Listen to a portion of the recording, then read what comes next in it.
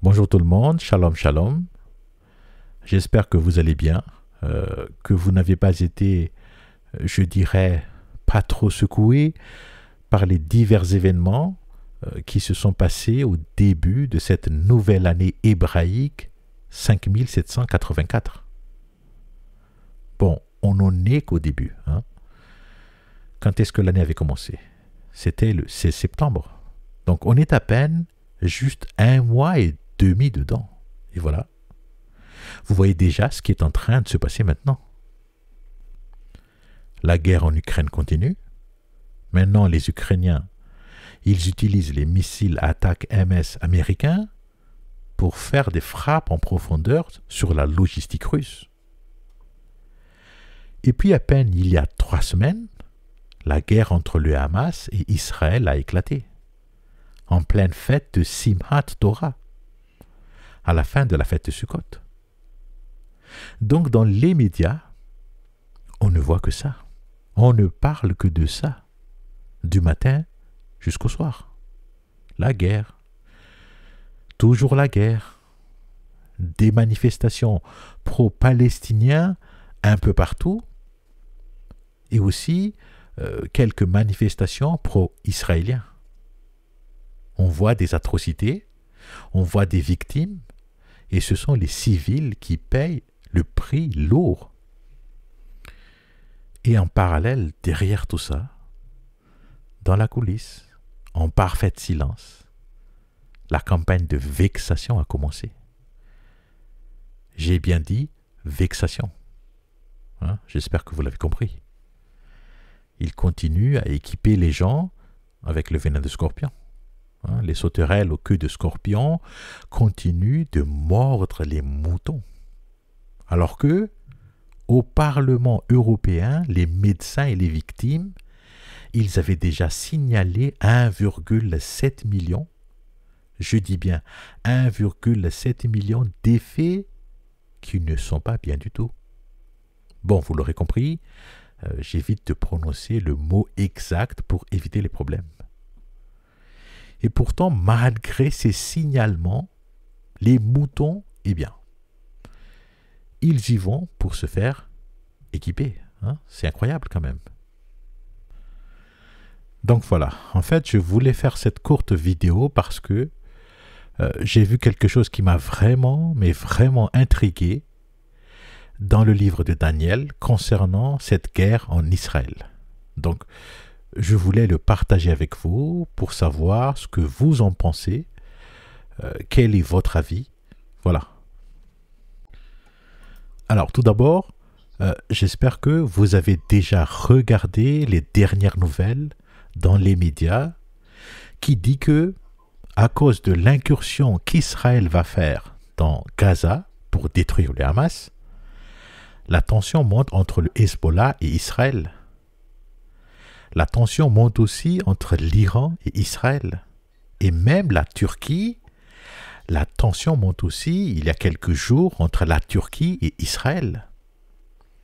Et c'est pareil dans les pays arabes qui entourent Israël.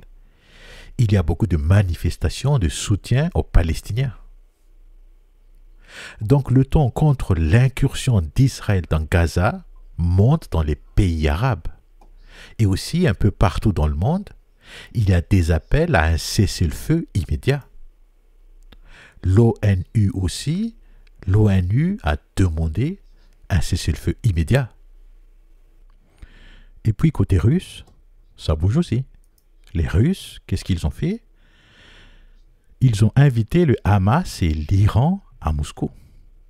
Bon, je ne sais pas si c'est juste pour du clientélisme, mais voilà, les faits sont là.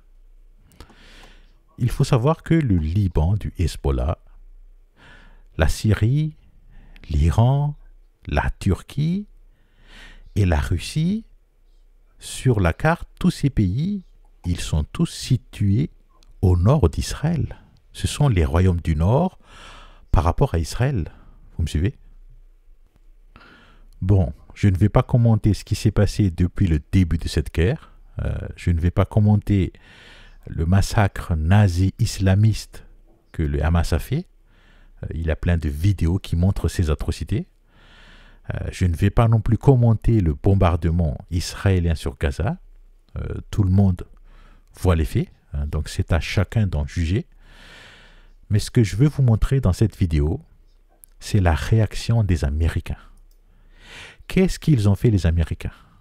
Qu'est-ce qu'ils ont fait au moment où Israël a déclaré la guerre au Hamas? Eh bien, les Américains, ils ont envoyé leur plus grand porte-avions vers Israël. Le plus grand porte-avions au monde, l'USS Gerald Ford, avec toute la flotte qui l'accompagne. Vous savez, un porte-avions, il n'est pas tout seul. Il est toujours accompagné de plusieurs navires de guerre pour le protéger. Donc les Américains, pourquoi ils ont envoyé ce porte-avions vers Israël? En fait, ils ont dit que l'objectif, c'est pour dissuader et décourager quiconque, n'importe quel pays qui voudrait ouvrir un autre front. Donc c'est pour décourager ceux qui tenteraient de profiter de cette situation pour attaquer Israël. Et ça, ils ont annoncé ça au début de la guerre. Et puis quelques jours après, ils ont aussi décidé d'envoyer un deuxième porte-avions, l'USS Eisenhower, avec toute la flotte qui l'accompagne vers Israël. Donc aujourd'hui, il y a deux porte-avions avec toute leur flotte qui sont passés par la mer Méditerranée jusqu'aux côtes israéliennes. Vous me suivez?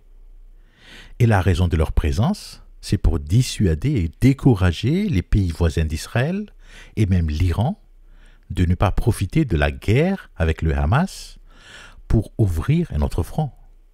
Tout ça, on l'a entendu en boucle dans les médias. D'accord? Maintenant, regardez bien ce qui est écrit dans Daniel 11, verset 30. Je vais d'abord lire la première partie du verset 30. Il dit « Des navires venant des côtes à l'ouest de la Méditerranée viendront s'opposer à lui et le décourageront. » Alors dans ce verset, lui veut dire le roi du Nord. Donc voilà, je ne veux rien commenter. Voilà le verset qui m'a intrigué. Je vous laisse le soin de le commenter. Moi, je n'ai pas eu de révélation sur ça, donc j'en ai aucune idée. Mais en fait, quand j'ai entendu l'annonce des Américains de la venue dans la mer Méditerranée de leurs deux porte-avions, eh bien, ça m'a tout de suite alerté. Parce que je connaissais l'existence de ce verset 30. Voilà. Ensuite, la deuxième partie du verset 30. Regardez bien ce qu'il dit. Il s'emportera de nouveau et agira contre l'Alliance sainte, et il s'accordera de nouveau avec ceux qui la trahiront. Voilà, sans commentaire. C'est à vous d'en juger. Je ne fais que partager. Ensuite, le verset suivant, regardez bien ce qui est écrit dans le verset 31, parce que c'est encore plus intriguant. Écoutez bien, il dit « Certaines de ces troupes prendront position sur son ordre, elles profaneront le sanctuaire et la citadelle, feront cesser le sacrifice perpétuel et installeront la profanation abominable. »